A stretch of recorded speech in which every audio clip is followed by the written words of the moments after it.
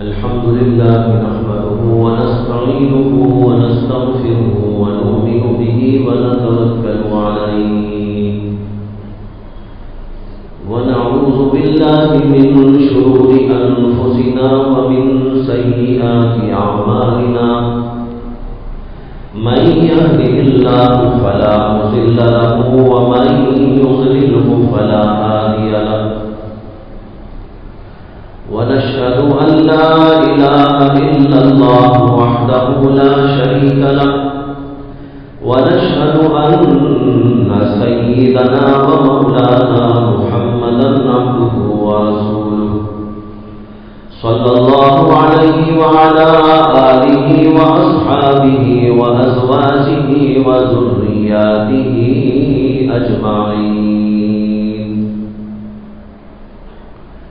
أما بعد فأعوذ بالله من الشيطان الرجيم بسم الله الرحمن الرحيم محمد رسول الله والذين معه أشداء على الكفار رحماء بينهم تراهم ركعا سجدا يبتغون فضلا من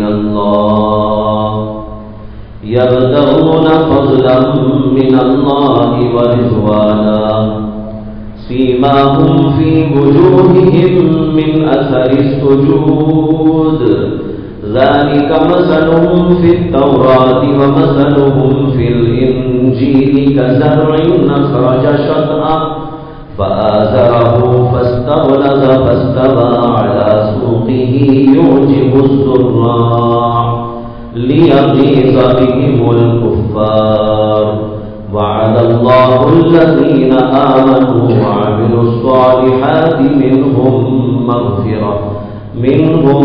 مغفرة وأجرا عظيما.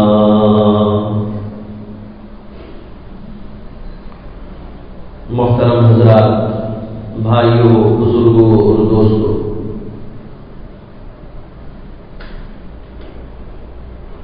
دو تین جمعہ سے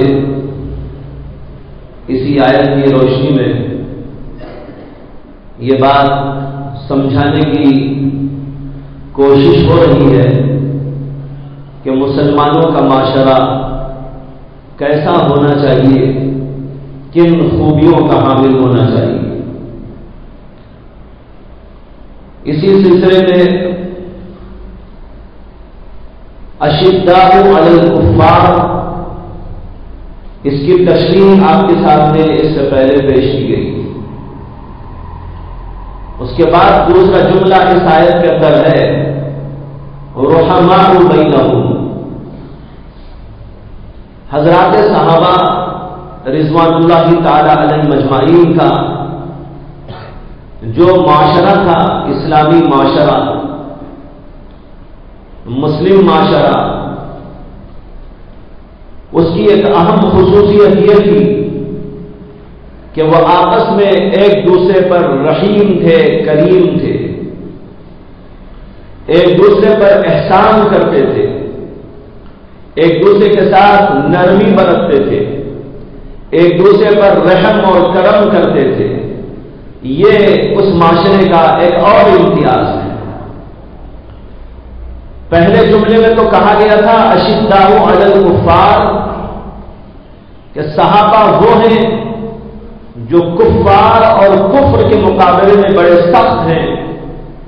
اور یہاں کہا جاتا ہے رحماء بینہم، کہ آپس میں مسلمان سب کے سب شیر و شکر ہیں، رحیم ہیں، کریم ہیں، ایک دوسرے پر فضل و کرم کرنے والے ہیں، احسان کرنے والے ہیں. لہذا کفر کے ان کے معاشرے میں داخل ہونے، معصیتوں کے داخل ہونے کا تو دروازہ بند ہے، اور خود ایک دوسرے کے ساتھ بہت رحم، بڑے کرم، بہت آپس میں پیار اور محبت اور اتفاق اور اتحاد کے ساتھ میں رہتے ہیں. ان کے دلوں میں رنجش نہیں ہوتی. ان کے دلوں میں آپس میں کدورت نہیں ہوتی، ان کے دلوں میں اختلاف نہیں ہوتا، ان کے دلوں میں پیار ہوتا ہے، ایک دوسرے سے محبت ہوتی ہے، ایک دوسرے کے ساتھ رحم کا کرم کا معاملہ ہوتا ہے۔ یہ ہے مسلم معاشرے کا امتیاز۔ اس صفت کو رکھتے ہوئے ہم اپنے معاشرے پر غور کریں کہ آج ہمارے معاشرے میں اتفاق اور اتحاد کی جگہ اختلاف ہے، نزاع ہے، نفاق ہے۔ اسی طرح پیار اور محبت کی جگہ کدورت ہے، نفرت ہے۔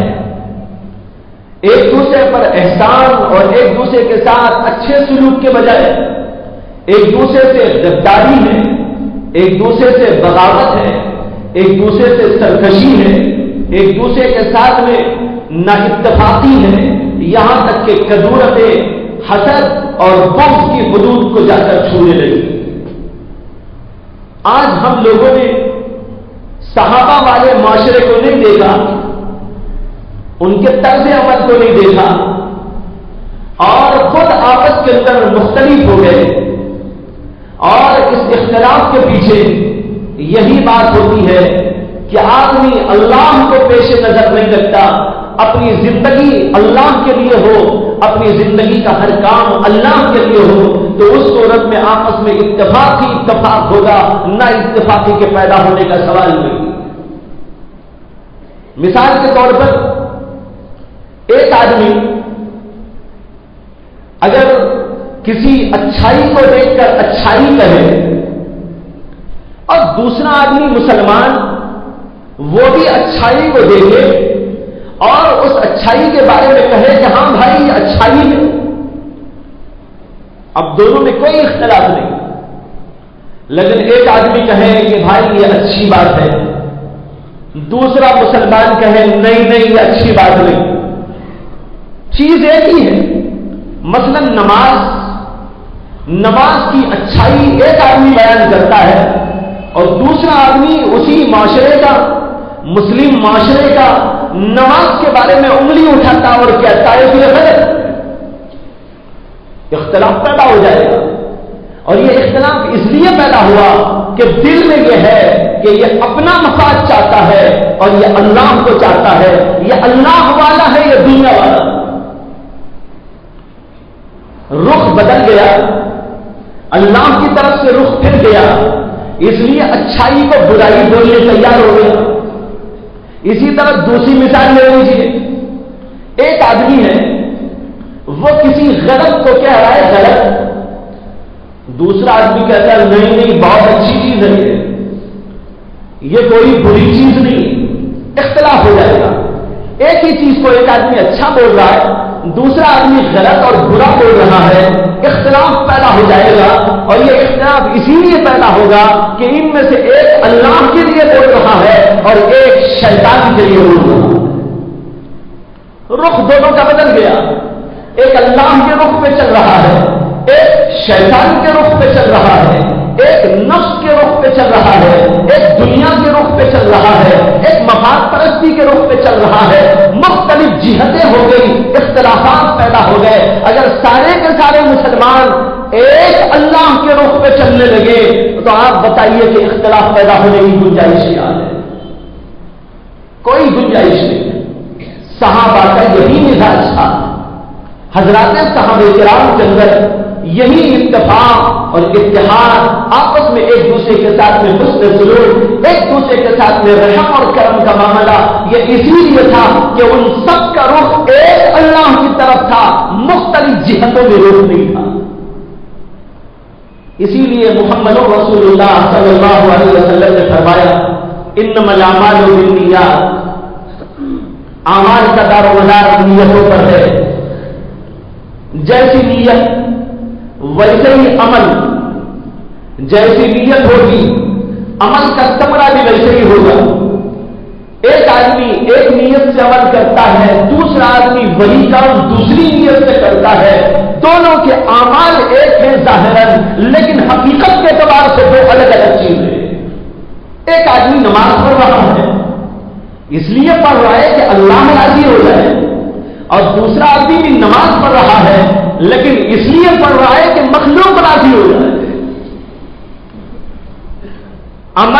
صورت ایک، شکل ایک، انداز ایک، طریقہ ایک، اعمال ایک، ارکان ایک، ساری چیزیں ایک ہیں، لیکن نیت میں بدل جانے سے عمل کی حقیقتیں بدل جاتی ہیں۔ یہ آدمی اللہ کے لیے نماز پڑھنے والا ہے، یہ آدمی دنیا کے لیے نماز پڑھنے والا ہے۔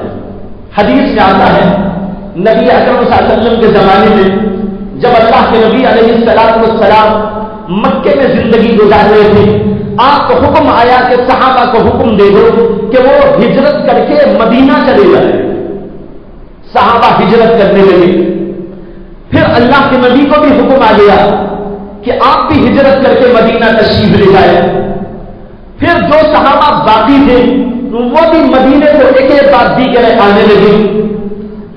بیشتر صحابہ کرام نے مکے کو چھوڑ دیا، اپنے وطن کو قربان کر دیا۔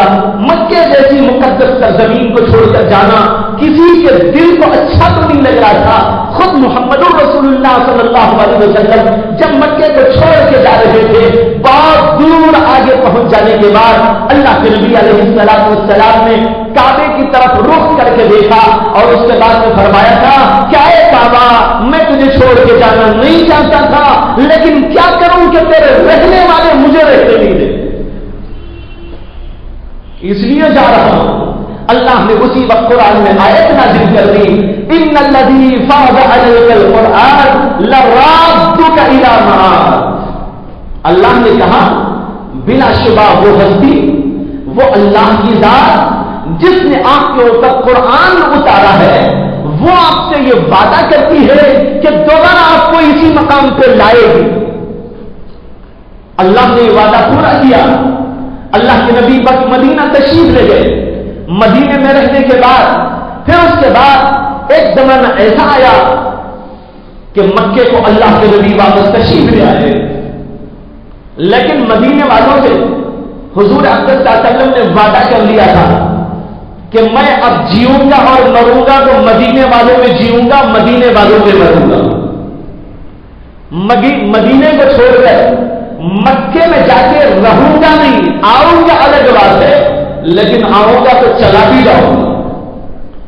اللہ نے کہا آپ کو مدینہ چھوڑنا نہیں، لیکن مکہ تو بہرحال آپ دوبارہ دیکھیں گے، حج کے لیے آئیں گے، عمرے کے لیے آئیں گے اور کسی وجہ سے آئیں گے، لیکن بہرحال آپ آئیں گے، اللہ تبارک و تعالیٰ دوبارہ آپ کو کعبے میں لا کے رکھے گا۔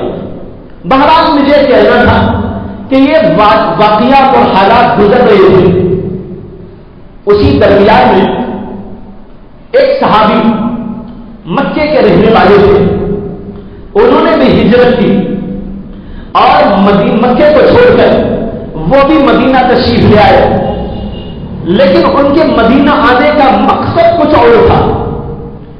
صحابہ تو اس لیے گئے تھے کہ اللہ کا حکم تھا، اللہ کے رسول کا حکم تھا، اپنے دین کی حفاظت مقصود تھی، اللہ کی رضا مطلوب تھی، اس لیے مکے کو چھوڑا تھا، مدینہ آ گئے تھے۔ لیکن ایک صاحب تھے، ان کے بارے میں لکھا ہے کہ انہوں نے بھی مکے کو چھوڑا اور مدینہ آ گئے، لیکن ان کے مدینہ آنے کا مقصد یہ تھا کہ وہاں پہ ایک عورت رہتی تھی، ان کے اس سے تعلقات تھے۔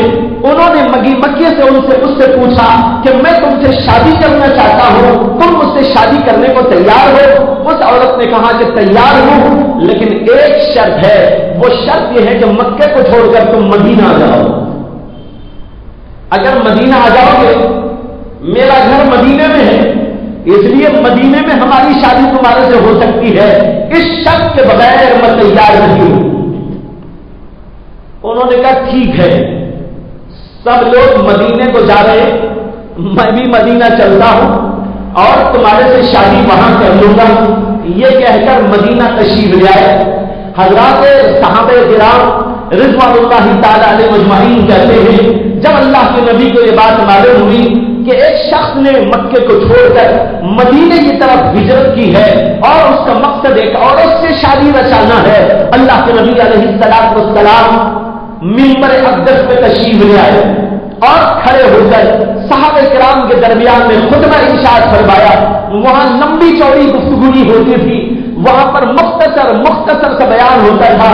اللہ کے نبی کا جو سب سے بڑا بیان ریکارڈ کیا گیا ہے، کہتے ہیں کہ وہ صرف 9 منٹ کا ہے، سب سے بڑا بیان، اس سے بڑا کوئی بیان حضور نے اپنی زندگی میں نہیں دیا، صرف 9 منٹ کا بیان، ورنہ تو 1 منٹ کا بیان، 2 منٹ کا بیان، 3-4 منٹ کا بیان، 5-6 منٹ کا بیان، زیادہ سے زیادہ ہوا تو وہ 9 منٹ کا بیان ہے، لیکن ایک ایک لفظ میں وہ طاقت تھی کہ انقلاب برپا ہو جاتا، ایک ایک لفظ میں وہ قوت تھی کہ لوگوں کے قلوب کے احوال بدل جاتے تھے، دل بدل جاتا تھا، دماغ بدل جاتا تھا، یہ تھی کیفیت محمد رسول اللہ صلی اللہ علیہ وسلم کے بعد کی۔ تو بہرحال حضور نے خطبہ دیا، خطبے میں کیا فرمایا انما الاعمال بالنیات، اے لوگوں اعمال کا دار و مدار نیتوں پر ہے، انما لکل امرئ ما نوى، ہر آدمی کو وہی ملے گا جس کی اس نے نیت کی ہوگی، جیسی نیت ویسے ہی ثمرہ، جیسی نیت ویسے ہی پھل، جیسی نیت اللہ کے پاس اس کے عمل کی وہی حیثیت ہوگی۔ اس کے بعد مثال میں فرمایا اس واقعے کو پیش نظر رکھتے ہوئے کہ ایک صاحب نے مدینے کی طرف رخ کیا، مدینہ ہجرت کر کے آئے، لیکن ایک عورت سے شادی کرنا مقصد تھا، اس کو پیش نظر رکھتے ہوئے اللہ کے رسول فرمانے لگے من کانت ہجرتہ الی اللہ ورسولہ فہجرتہ الی اللہ ورسولہ ومن كانت هجرته الى دنيا يصيبها او امرأة ينكحها فهجرته الى ما هاجر اليه۔ فرمایا کہ جو آدمی اللہ کے لیے، اللہ کے رسول کی خوشنودی کے لیے ہجرت کرتا ہے تو اس کی ہجرت تو اللہ کے لیے ہے، اللہ کے رسول کے لیے، اور جو آدمی ہجرت کرتا ہے دنیا کمانے کے لیے یا کسی عورت سے شادی رچانے کے لیے تو اس کی ہجرت تو اسی کی طرف ہے جس کی اس نے نیت کی۔ عورت کا مہاجر ہے، وہ دنیا کا مہاجر ہے، وہ مال کا مہاجر ہے، وہ دولت کا مہاجر ہے، لیکن وہ اللہ کا مہاجر نہیں ہے، وہ مدینے کا مہاجر نہیں کہلاتا۔ اسی لیے صحابہ کہتے ہیں ہمارے درمیان میں ان صحابی کا لقب ہی یہ پڑ گیا مہاجر ام قیس، اس عورت کا نام تھا ام قیس، تو لوگوں میں شہرت ہو گئی ان کی کہ یہ ام قیس کا مہاجر ہے۔ ایک تو اللہ کا مہاجر، ایک اللہ کے رسول کا مہاجر، ایک مدینے کا مہاجر، ایک مکے کا مہاجر۔ کہتے ہیں یہ مہاجر مکی ہیں، یہ مہاجر مدنی ہیں، انہوں نے مکے کی طرف ہجرت کی، انہوں نے مدینے کی طرف ہجرت کی۔ ہمارے بھی بہت سے بزرگان دین ہیں جنہوں نے ہندوستان کو چھوڑا اور مکے کو اپنا وطن بنایا، کسی نے مدینے کو اپنا وطن بنایا۔ ہمارے ہندوستان کے مشہور بزرگ اور بڑے صوفیاء میں سے ہیں جن کا نام ہے حضرت حاجی امداد اللہ مہاجر مکی رحمت اللہ علیہ۔ دیکھیے ان کے نام کے ساتھ ہی لگ گیا مہاجر مکی، کیوں؟ رہنے والے تھے تھانہ بھون کے، جو بستی مولانا اشرف علی تھانوی کی ہے وہ ان کے شیخ بھی ہوتے ہیں۔ کہتے ہیں کہ انہوں نے ہندوستان کو چھوڑا، مکے میں جا کے رہ گئے، مکے کو اپنا وطن بنا لیا، یہ ہو گئے مہاجر مکی۔ وہی ان کا انتقال ہوا اور وہیں پر ان کی ترسیل ہوئی۔ اسی طرح حضرت شیخ الحدیث مولانا زکریا صاحب کانلوی نور اللہ مرتبہ رہنے والے سہارنپور کے، بلکہ اصل وطن ان کا وہ ہے کانگڑا، کانگڑے سے منتقل ہوئے اور مدرسے کی وجہ سے سہارنپور میں رہنے لگے، اور پھر وہاں سے انہوں نے ہجرت کی اور مدینہ تشریف لے گئے، مدینے ہی میں رہتے تھے یہاں تک کہ وہی وصال ہو گیا، اس لیے ان کو کہتے ہیں مہاجر مدنی۔ لیکن ان کا لقب پڑ گیا مہاجر ام قیس۔ معلوم ہوتا ہے کہ نیت کے مطابق اللہ یہاں سے بات ہوگی، اس لیے رخ اپنا صحیح کریں۔ جب رخ ہمارا صحیح ہو جائے گا، سب کے سب مسلمان، پورے معاشرے کے مسلمان ایک رخ پہ چلیں گے۔ وہ رخ کیا ہے؟ اللہ کی مرضی کا رخ۔ وہ رخ کیا ہے؟ اللہ کی خوشنودی کا رخ، کہ ہمارے ہر کام سے اللہ خوش ہو، اللہ راضی ہو جائے۔ تو یہ نیت لے کر جب آدمی چلے گا تو جو کچھ کرے گا وہ اللہ کے لیے کرے گا، اور جب سب کے سب ایک ہی کام اللہ کے لیے کرنے لگیں گے ان میں اختلاف کی کیا شکل پیدا ہوگی؟ وہاں تو اتفاق ہوگا، اتحاد ہوگا، آپس میں الفت ہوگی، آپس میں محبت ہوگی۔ اس کو فرمایا رحماء بینہم۔ ایسا پیارا ماحول تھا وہ صحابہ کرام کا، ایسا بہترین معاشرہ تھا وہ مسلم معاشرہ۔ حدیث میں آتا ہے اللہ کے نبی علیہ الصلوۃ والسلام نے مدینے کو ہجرت کرنے والے صحابہ کرام کو، مدینے کے رہنے والے صحابہ کرام کے ہاتھ میں دے دیا اور کہا یہ تمہارے بھائی ہیں، مکے کو انہوں نے چھوڑا ہے، گھر بار کو انہوں نے چھوڑا ہے، دولت کو اپنی چھوڑا ہے اور اللہ کے لیے مدینے میں آ گئے ہیں۔ ان کے پاس یہاں رہنے کو مکان نہیں، یہاں سامان نہیں، یہاں ان کے لیے اسباب نہیں، یہاں ان کے پاس پیسہ نہیں، اس لیے آج سے وہ تمہارے بھائی ہیں۔ ایک ایک صحابی کے ہاتھ میں ایک ایک صحابی کو تھما دیا۔ ہر مدینے والے صحابی کے بعد کوئی مکے سے آنے والا صحابی بھائی بنا ہوا پڑا۔ اسی درمیان میں حضرت عبد الرحمن بن عوف کو اللہ کے نبی نے ایک صحابی کے ہاتھ میں دیا اور کہا یہ آج سے تمہارے بھائی ہیں، ان کو اپنے ساتھ لے جاؤ، یہ تمہارے ساتھ میں رہیں گے، کھانا پینا تمہارے ساتھ ان کا ہوگا، اٹھنا بیٹھنا تمہارے ساتھ میں ہوگا، ان کا جینا اور مرنا تمہارے ساتھ میں ہوگا، یہ تمہارے بھائی ہیں، ان کو لے جاؤ۔ رحم و کرم کا اندازہ کیجیے، ان صحابی نے ان کو لے جا کر اپنے گھر میں کھڑا کر دیا اور کہا کہ حضرت دیکھیے یہ میرا گھر ہے، میرے گھر کے دو حصے ہیں، ایک اوپر کا حصہ ہے، ایک نیچے کا حصہ ہے، اس میں سے جو آپ کو پسند ہو اشارہ آپ دے دیجیے، میں اس حصے کو خالی کر کے آپ کے حوالے کر دیتا ہوں۔ پھر کہنے لگے یہ میرا ساز و سامان ہے، دیکھ لیجیے، کھانے پکانے کا سامان، رہنے اور جینے کا سامان، اٹھنے اور بیٹھنے کا سامان، یہ گھر کے اشیاء اور سامان ہے، ان کو دیکھ کر آپ نشاندہی کر دیجئے، جو جو آپ کو پسند وہ آپ کا، جو آپ چھوڑ دے وہ لینا۔ اور اس سے بھی زیادہ حیرتناک بات یہ کہ ان صحابی نے تیسرے نمبر پر ان سے کہا کہ دیکھو آپ میرے بھائی ہیں، اللہ کے رسول نے مجھے آپ کا بھائی ٹھہرایا ہے، میری دو بیویاں ہیں اور میں یہ چاہتا ہوں کہ جو بیوی ان میں سے تم کو پسند ہو ذرا ایک اشارہ کر دینا، میں اس کو طلاق دے دیتا ہوں، تم اس سے شادی کر دے۔ یہ تھا مسلم معاشرہ، یہ تھا وہاں کا آپسی اتحاد، یہ تھا وہاں آپسی کرم، ایک دوسرے کے ساتھ رحمت اور الفت کا معاملہ جس کی نظیر شاید دنیا میں کوئی پیش نہ کر سکے۔ ایک دفعہ ایسا ہوا اللہ کے نبی علیہ السلام والسلام کے بعد ایک مہمان آ گئے، مسافر۔ اللہ کے نبی علیہ السلام والسلام کے بعد اس وقت کھانے اور پینے کا کوئی سامان نہیں تھا، وہاں تو کئی کئی دنوں تک فاقے چلتے تھے۔ حضرت عائشہ صدیقہ کہتی ہے اللہ کے نبی علیہ السلام والسلام جس وقت انتقال فرمائے تو ہمارے گھر کے اندر چراغ جلانے کو تیل بھی نہیں تھا، اور کہتی ہے بسا اوقات ایسا ہوتا کہ ایک ایک ماہ تک اللہ کے نبی کے گھر میں چولہا نہیں جلتا، ایک ایک ماہ، لیکن کھانے اور پینے کے لیے پکوان کا کوئی سسٹم نہیں، پکوان کا کوئی نظام نہیں، چولہا تک نہیں جلتا تھا۔ حضرت عائشہ سے پوچھنے والے نے پوچھا جب ایک ایک ماہ تک چولہا نہیں جلتا تھا، اللہ کے نبی صلی اللہ علیہ وسلم اور آپ کے گھر کے لوگ کیا کھایا کرتے تھے؟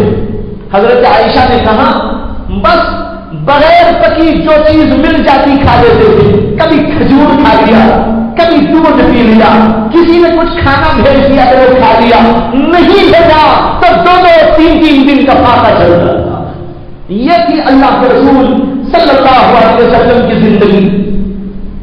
تو وہاں پر بھائی یہ صورتحال کہتے ہیں کہ اللہ کے رسول کے پاس کچھ نہیں تھا، آپ نے اپنی بیویوں کے ساتھ میں بھیجا، آپ کی کئی بیویوں کے پاس جاؤ پوچھ کر آؤ کھانے کا کوئی سامان ہے؟ آدمی گیا حضرت عائشہ سے پوچھا، انہوں نے کہا کچھ نہیں ہے، اور میمونہ سے پوچھا، انہوں نے کہا کچھ نہیں ہے، حضرت حفصہ سے پوچھا، انہوں نے کہا کچھ نہیں ہے، اور زینب بنت جحش سے پوچھا، انہوں نے کہا کہ کچھ نہیں ہے۔ بہرحال جتنی بیویاں تھیں حضور کی اس وقت، ان سے جا جا کر پوچھا، کسی نے بھی کہا، سب نے کہا کہ ہمارے پاس کھانے کا کوئی سامان آج نہیں۔ اللہ کے رسول علیہ السلام مجلس کے اندر صحابہ بیٹھے ہوئے تھے، آپ نے فرمایا کہ تم میں سے کوئی ایسا ہے جو آج ہمارے اس مہمان کے کھانے کا نظر کر دے؟ ایک صحابی کھڑے ہوئے، انہوں نے کہا یا رسول اللہ میں انتظام کر دوں گا۔ اسے کہ صحابہ بھی سب کے سب ایسے نہیں تھے کہ سب کے حوالے کر دیا جا سکے، وہاں بھی گھروں میں فاقہ چلتا تھا۔ اللہ کے رسول نے پوچھا کہ تم میں سے کوئی ایسا ہے جو آج ہمارے اس مہمان کو کھانا کھلا دے؟ صحابی کہنے لگے یا رسول اللہ میں تیار ہوں۔ ان صحابی کو حضور نے حکم دیا کہ ان کو لے جاؤ۔ چنانچہ وہ صحابی اپنے ساتھ مہمان کو لے کر اپنے گھر گئے، گھر میں ان کو بٹھایا اور اپنی بیوی سے جا کر کہا کہ کھانے پینے کے لیے کچھ موجود ہے؟ انہوں نے کہا جی گھر میں کچھ پکا ہوا موجود ہے، لیکن وہ اتنا ہے کہ بس 2 آدمیوں میں کھانا ہو سکتا ہے۔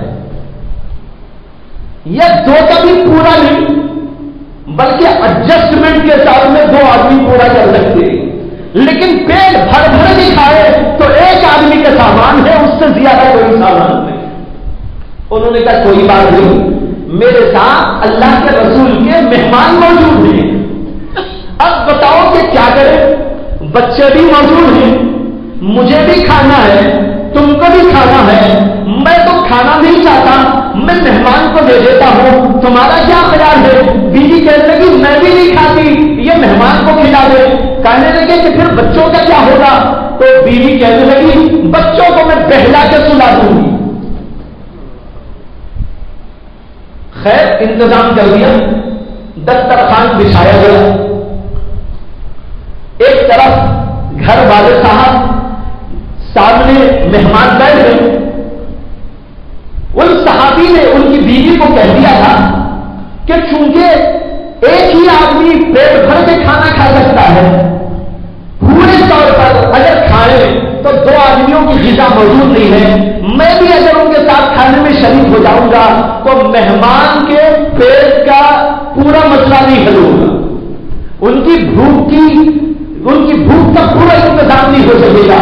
اس لیے تم ایسا کرنا کہ چراغ جو جل رہا ہے کسی بہانے سے ہمارے کھانا شروع کرنے کے بعد اس کو بجھا دینا، وہ بجھ جائے، ہم کھاتے رہیں گے اندھیرے میں تو صرف منہ ہلاتا رہوں گا اور آوازیں نکالتا رہوں گا، جیسے کوئی کھانے والا جب کھاتا ہے تو منہ سے آواز آتی ہے، وہ صاحب سمجھیں گے مہمان، میں بھی ان کے ساتھ کھانے میں شریک ہوں، لیکن پورے کھانا انہیں کو کھلا دوں گا، لیکن چراغ جلتا رہے گا تو مجھے کہیں گے تم بھی کھاؤ تم بھی کھاؤ، اس لیے چراغ دور کر دینا تاکہ میں ایکٹنگ کروں کھانے کی اور کھانا ان کو پورا دیا۔ چنانچہ کھانا شروع ہوا، بیوی نے کوئی بہانہ کیا چراغ کو ادھر ادھر کرنے کا اور اس کو گل کر دیا اور کہنے لگی جلانے کا کوئی سامان نہیں ہے، یوں ہی آپ لوگ کھانا شروع کر دو۔ اب کھانا وہ کھا رہے ہیں اور مہمان کو آگے روٹیاں ڈال رہے ہیں، جو بھی موجود تھا کھلا رہے ہیں اور منہ اپنا ہلا رہے ہیں اور پچ پچ کر رہے ہیں جیسے کہ کھانا کھانے والے کی آواز آتی ہے اور سامنے والا مہمان سمجھ رہا ہے کہ میرے ساتھ یہ بھی کھانا کھا رہے ہیں، یہاں تک کہ پورا کھانا اسی مہمان کو انہوں نے کھلا دیا اور خود بھوکے رہ گئے، ان کے بچے بھوکے رہ گئے، بیوی بھی بھوکی رہ گئی، یہاں تک کہ صبح ہو گئی۔ سو کر جب اٹھ کر اللہ کے نبی علیہ السلام کے دربار میں مہمان کو لے کر یہ صحابی پہنچے، اللہ کے رسول علیہ السلام کے چہرے پر بڑی بشاشت ہے اور اللہ کے نبی علیہ السلام کے چہرے انور پر خوشی کے آثار نمایاں ہیں، اور اس صحابی کو دیکھ کر کہتے ہیں اللہ تم سے بہت خوش خوش ہو گیا اور قرآن میں تمہارے بارے میں آیت نازل ہو گئی. اللہ کہتے ہیں والذین یؤثرون علی انفسہم ولو کان بہم خصاصہ. ایسے بھی لوگ موجود ہیں جو اپنی بھوک ہونے کے باوجود مہمان کو ترجیح دیتے. یہ تھا بھائیوں معاشرہ. آج تو ہم یہ چاہتے ہیں ہم یہ سب کھا لیں, فقیر کو ہم نے دے, مسکین کو ہم نہ دے, یتیم کو ہم نہ دے, بیواؤں کو ہم نہ دے, کسی کو ہم نہ کھلائے, کوئی ہمارا چھین کر لے جائے اور سب ہم ہی ہڑپ کر جائے. یہ مزاج آج بنا ہوا ہے. یہ اسلامی مزاج نہیں ہے. اسلامی مزاج تو ایسا ہوتا ہے کہ پیار و محبت اور الفت اور ایک دوسرے کے ساتھ رحم اور کرم کی وجہ سے یوں مہمان نوازی ہوتی ہے اور اس طریقے پر یتیموں, غریبوں, مسکینوں, اسیروں ان سب کو کھلایا اور پلایا جاتا ہے جس کی کوئی نظیر نہیں. یہ ہے مسلم معاشرے کا امتیاز. قرآن کریم کے اندر ایک جگہ آیت آئی ہے جس میں فرمایا گیا انما نطعمکم لوجه اللہ لا نريد منکم جزاء ولا شکورا. جس کا پس منظر یہ بتایا گیا ہے کہ ایک دفعہ حضرت سیدنا علی بن ابی طالب اور حضرت فاطمہ الزہرا رضی اللہ تعالی عنہا ان کو بڑا فقر فاقہ چل رہا تھا. کھانے پینے کے لیے کوئی سامان نہیں تھا. یہاں تک کہ 2-3 دن گزر گئے. بچے بھی بھوکے, حضرت علی بھی بھوکے, حضرت فاطمہ الزہرا بھی بھوکی اور ان کی ایک خادمہ اور بادی تھی وہ بھی بھوکی. حضرت علی رضی اللہ تعالی عنہ نے فاقے کا علاج کرتے ہوئے 2-3 دن کے بعد ایک جگہ پر جا کر مزدوری کی. مزدوری کہاں؟ ایک یہودی کے باغ میں جا کر مزدوری یہ تھی کہ پورے باغ کو پانی سے سینچ کے ڈالا, کنویں سے پانی نکالنا اور باغ کو ڈالنا, یہ ذمہ داری تھی. صبح سے شام تک یہ کام کرتے رہے.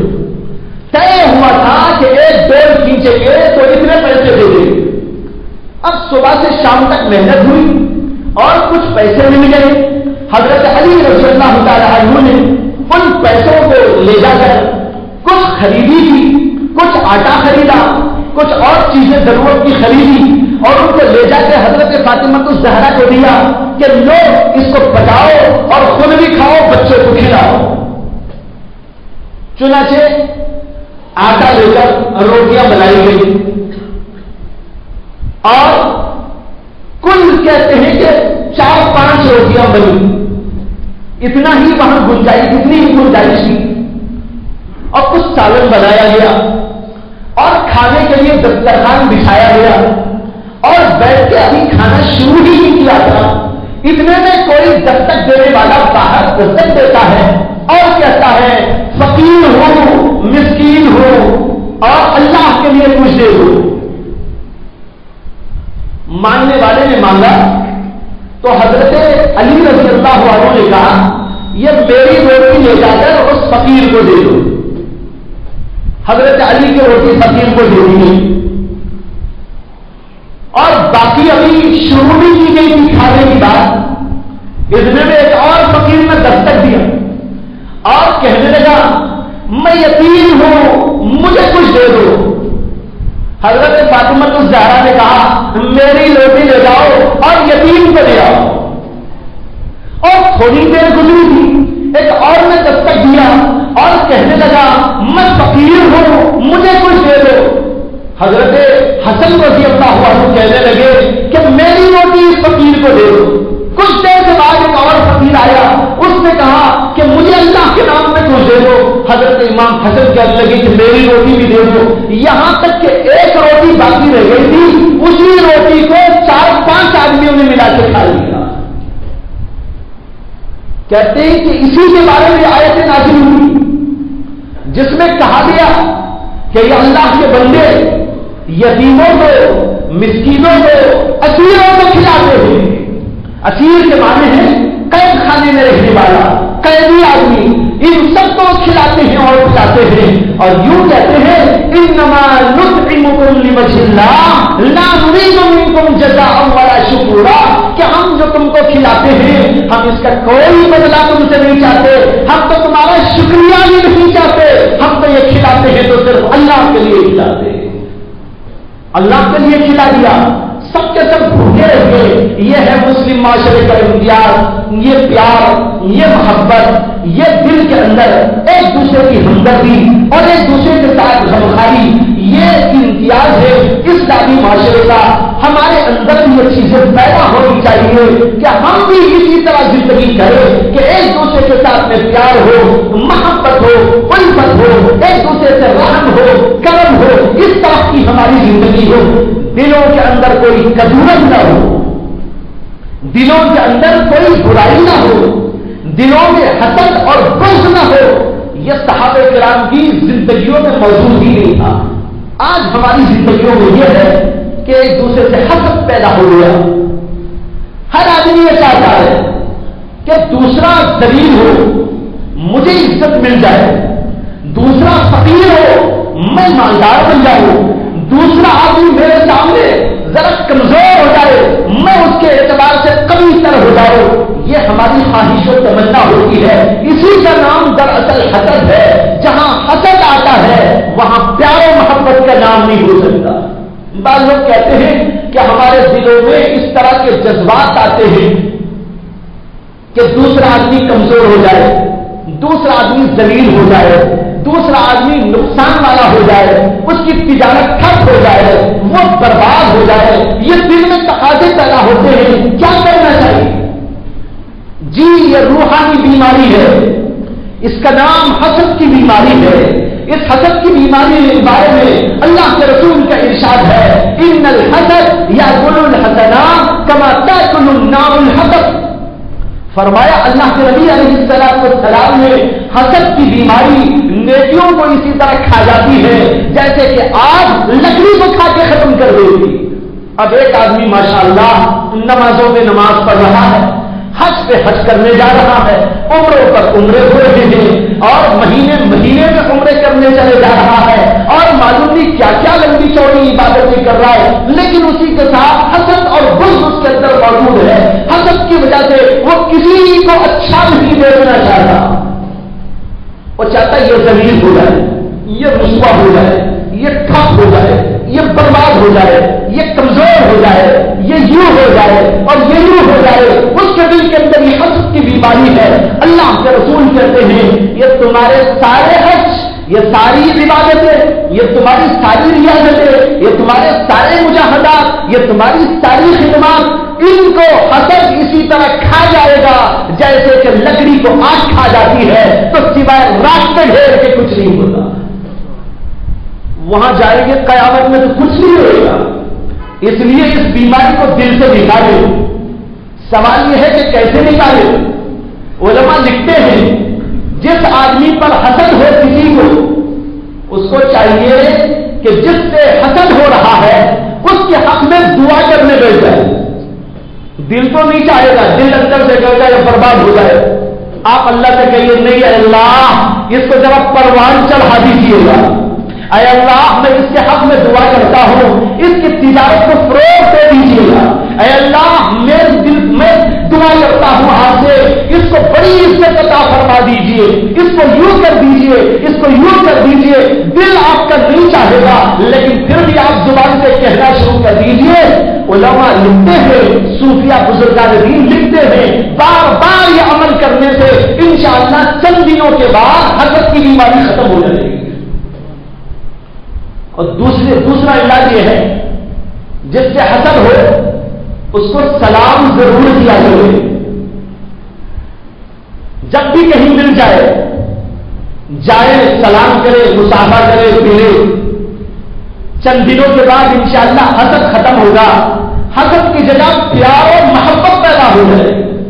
بہرحال بتانا یہ ہے کہ مسلم معاشرے میں برائی اس طرح کی کچھ نہیں ہونا چاہیے۔ حسد نہیں ہونا ہے، بغض نہیں ہونا ہے، عداوت نہیں ہونا ہے، کدورت نہیں ہونا ہے، بلکہ اس کی جگہ وہ ہونا ہے جو اس آیت نے بتایا رحماء بینہم.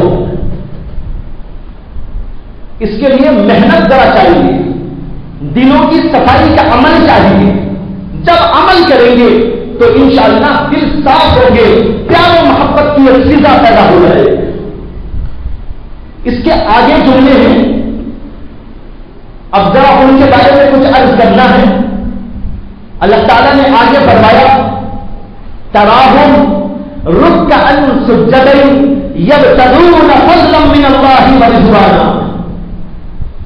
کہتے ہیں مسلم معاشرے کے وہ لوگ جن کو ہم صحابہ کہتے ہیں، وہ ایسے تھے کہ آپ ان کو دیکھیں گے رکوع کر رہے ہیں، سجدہ کر رہے ہیں، یعنی عبادت کر رہے ہیں، ریاضت کر رہے ہیں، اللہ کی اطاعت اور بندگی میں لگے ہوئے ہیں. تراہم رکعا سجدا یبتغون فضلا من اللہ ورضوانا. یہ عبادتیں، یہ ریاضتیں، یہ مجاہدات، یہ نیکیاں، یہ سب کچھ اس لیے کر رہے ہیں کہ ان کا مقصد کچھ نہیں، ان کا مقصد صرف یہ ہے اللہ راضی ہو جائے. یبتغون فضلا من اللہ ورضوانا. اللہ کی طرف سے رضوان یعنی اللہ کی رضا حاصل ہو جائے، اللہ کی خوشنودی مل جائے، اللہ کی طرف سے فضل مل جائے، اللہ کا کرم حاصل ہو جائے. وہ دنیا کو نہیں چاہتے بلکہ اللہ کو چاہتے. معلوم ہوا کہ مسلم معاشرے کی فضا ایسی ہونی چاہیے کہ اس کے اندر ہر جگہ نیکی نیکی معلوم ہو، برائی کا نام و نشان نہیں، وہاں نیکی ہی نیکی ملے. لوگ جوک تک جوک نمازوں کا رہے ہو، تراہم رکعا سجدا. لیکن اب تو بھائی اذان ہوتی ہے اذان کے وقت میں، لیکن لوگ بازاروں کی طرف جاتے ملتے ہیں، مسجد کی طرف آنے والے کم ہوتے ہیں. وہاں تو کیا فضا تھی؟ یہ فضا تھی. اللہ کہتے ہیں تراہم رکعا سجدا. آپ وہاں پر دیکھیں گے مسلم معاشرے میں کوئی رکوع میں ہے، کوئی سجدے میں ہے، کوئی کھڑا ہوا ہے، کوئی پڑا ہوا ہے، اللہ کے سامنے گڑ گڑا رہا ہے. نیکیاں ہی نیکیاں اور عبادتیں ہی عبادتیں، ریاضتیں ہی ریاضتیں وہاں ملے گی. لیکن اب ہمارا معاشرہ ایسا ہو گیا کہ اس کے اندر نماز پڑھنے والوں کی اتنی کم مقدار ہے کہ ہم کہہ سکتے ہیں کہ مسلمانوں میں سے نمک کے برابر لوگ نماز پڑھتے ہیں. نمک کے برابر، کھانے کے برابر نہیں پڑھتے. نمک زیادہ ہوتا ہے، کھانا زیادہ ہوتا ہے. کھانا تو اتنا، نمک اتنا ڈالتے ہیں. نمک کے برابر نمازی ملیں گے آپ کو. کھانے کے برابر لوگ نمازوں کو کھائے چلے جا رہے ہیں. فجر کی اذان ہو رہی، سو کے گزار رہے ہیں. ظہر کی اذان ہو رہی ہے، تجارت اور بیع میں لگے ہوئے ہیں. عصر کا وقت ہو رہا ہے، کوئی تفریح میں لگا ہوا ہے. مغرب کا وقت ہو رہا ہے، بیتاب میں چلا گیا ہے. عشاء کا وقت ہو رہا ہے، کھانے اور پینے میں لگا ہوا ہے. اور تہجد کا وقت ہو رہا ہے، ٹی وی دیکھنے میں مشہور ہے. لا حول ولا قوت الا باللہ. یہ مسلم معاشرہ ہے یا جو ہے کوئی غیروں کا معاشرہ ہے؟ مسلم معاشرہ ایسا نہیں ہوتا. مسلم معاشرے میں ہر جگہ آپ دیکھیں گے اللہ کے بندے ہیں، نماز پڑھنے والے، ذکر کرنے والے، تسبیح پڑھنے والے، تلاوت کرنے والے، عبادت کرنے والے، ریاضت کرنے والے اور نیکی ہی نیکی کرنے والے. ایک نیکی کا ماحول ہر جگہ نظر آ جائے گا. یہ ہے مسلم معاشرے کا امتیاز. حضرات صحابہ کے بارے میں حضرت عبداللہ بن مسعود رضی اللہ تعالی عنہ کا ارشاد ہے. انہوں نے کہا کہ ہمارا حال یہ تھا کہ لوگ مسجدوں کو آیا کرتے تھے اور کوئی بڑا کھلا ہوا جو منافق ہوتا تھا اس کے علاوہ کسی کو ہمت نہ تھی کہ وہ مسجد میں آنے سے گریز کرے. نہیں ہو سکتا تھا. کھلا ہوا منافق تو نہیں آتا تھا. باقی سب کے سب لوگ، یہاں تک کہ حضرت عبداللہ بن مسعود کہتے ہیں بعض لوگوں کو چلنے کی سکت نہ ہوتی تھی تو دو آدمیوں کے کندھوں پہ ہاتھ ڈال کے پیروں کو کھسکتا ہوا مسجد کو آیا کرتا تھا. یہ تھا اس زمانے کا معاشرہ. یہ مسلم معاشرہ ہے. لیکن اب کا معاشرہ کیا ہے؟ ٹی وی دیکھنا، برائی میں مشغول رہنا اور انٹرنیٹ میں مشغول رہنا، یعنی تو بیع میں، تجارت میں اور دنیا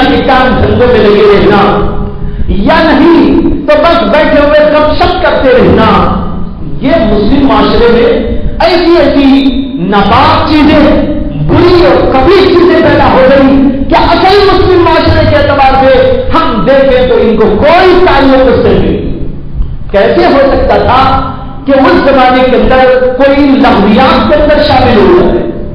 لغویات کا نام و نشان نہیں، برائی کا نام و نشان نہیں، کبھی چیزوں کا نام و نشان نہیں۔ اب ہر جگہ برائی ہی برائی آپ کو دیکھنے کو ملے گی۔ کون سا گھر ایسا ہے اللہ ماشاء اللہ جس کا اندر ٹی وی نہیں، اور ٹی وی میں اچھا برا جو بھی آتا ہے دیکھتے؟ میرے پاس ایسی رپورٹیں بھی ہیں، کچھ نوجوان لڑکے میرے پاس آتے ہیں اور بتاتے ہیں کہ ہم گھر میں جانا اس لیے برا سمجھتے ہیں کہ گھر میں ہمارے ہر وقت ٹی وی چلتا رہتا ہے۔ ایک نوجوان بچہ کہنے لگا کہ میں کئی دنوں سے گھر کو اس لیے نہیں جانا چاہ رہا ہوں کہ جب بھی گھر میں جاتا ہوں ٹی وی چلتا نظر آتا ہے، بھائی اس میں ملوث، اماں اس میں ملوث، ابا اس میں ملوث، بہنیں اس میں ملوث۔ میں کہتا ہوں کہ ٹی وی نہ دیکھو، یہ برائیاں ختم کرو، تو میرا بیٹا کر دیتے ہیں پورے گھر والے، میرے سے بات کرنا چھوڑ دیتے۔ کیا الٹا دور آ گیا؟ وہ دور تو ایسا تھا، حدیث میں آتا ہے اللہ کے نبی صلی اللہ علیہ وسلم نے ایک موقع پر یہ ارشاد فرمایا کہ ٹھیکری کو ایسے پھینکنے کا جو عمل ہوتا ہے، بچے کھیل دیتے ہیں، ٹھیکری سب کو ایسا پھینک دیا، وہ کہیں جا کے لگ گیا، ہو سکتا کسی کی آنکھ میں لگ جائے یا کسی کی اور کوئی جگہ لگ جائے جس سے زخم ہو جائے، آنکھ کے اندر لگ جائے تو آنکھ چلی جائے۔ اللہ کے رسول علیہ السلام نے ٹھیکری اور پروڈکٹ کا اڑانے کے عمل کو منع کر دیا اور کہا کہ ایسا نہیں کرنا چاہیے۔ یہ بڑے لوگ تو نہیں کرتے، یہ تو بچے ہی کرتے ہیں عام طور پر، یہ نوجوان قسم کے ایسے ہی لوگ۔ تو اللہ کے رسول صلی اللہ علیہ وسلم نے اس سے منع کیا۔ ایک صحابی اس کو سن رہے تھے، اس کے بعد وہ اپنے گھر گئے تو ان کے بچے کو انہوں نے دیکھا کہ وہ ٹھیکری سے ایسا اڑاتا ہوا کھیل رہا۔ انہوں نے اپنے بچے کو تاکید کی اور کہا کہ بھائی بیٹے، اللہ کے رسول نے اس سے منع کیا ہے، اس لیے تم کو یہ کام نہیں کرنا چاہیے۔ بچہ تھا وہ، اس نے سن لیا، سننے کے بعد پھر کچھ دیر کے بعد دیکھا ابا جان ادھر مشغول ہیں، تو پھر اس نے وہ ٹھیکریاں چھوڑنا شروع کر دیا، اڑانا شروع کر دیا، اپنا کھیل شروع کر دیا، جیسے کہ بچے عام طور پر کرتے ہیں کہ باپ ادھر مشغول ہو گیا تو اپنے کھیل میں مشغول ہو گئے۔ اب ہم سوچیں کہ ہم اس جگہ ہوتے، آپ اس جگہ ہوتے تو یہی کہتے کہ ایک چھوٹا سا بچہ ہے، اس کی عقل کیا، اس کی لیاقت کیا، اس کی تمیز کیا، بچے ایسے ہی کر لیتے ہیں، چھوڑو۔ لیکن حدیث میں آتا ہے کہ ان صحابی نے اپنے بچے کو دوبارہ وہی حرکت کرتے دیکھا تو انہوں نے کہا کہ بیٹا، میں نے تجھے اللہ کے رسول کی حدیث سنائی کہ یہ کام اللہ کے رسول کو پسند نہیں تھا، پھر دوبارہ تم نے یہ حرکت کی ہے تو میں تیرے سے کبھی بات نہیں کروں۔ انہوں نے کہا تیرے سے کبھی بات نہیں کروں گا۔ انہوں نے قسم کھا لی صرف اس لیے کہ یہ ایک کام ایسا تھا جو اللہ کے رسول کو پسند نہیں تھا۔ لیکن آج ہمارے معاشرے میں ایسا ہے، برائی ہو رہی ہے، ٹیلیاں بجائی جا رہی ہیں، بینڈ بجایا جا رہا ہے، گانے سنے جا رہے ہیں، گھروں کے اندر دیکھو فاضلہ تو عجیب تماشا دے گا۔ وہ یہ کہ جمعہ کے دن میں بہت احترام کے ساتھ بعض لوگ قوالیاں اپنے گھروں میں ڈال کے سنتے۔ قوالی، ارے بھائی کیوں قوالی ڈالا؟ کہتے ثواب ہے جمعہ کے دن میں سننے سے۔ واہ، جمعہ کا دن نہیں، کوئی سا بھی دن ہو، جہنم کے دن میں بھی آپ سنیں تو گناہ ہوگا، جمعہ کے دن سنیں گے تو ڈبل گناہ ہوگا۔ جمعہ تو مقدس دن ہے، بہت ہی مقدس دن ہے۔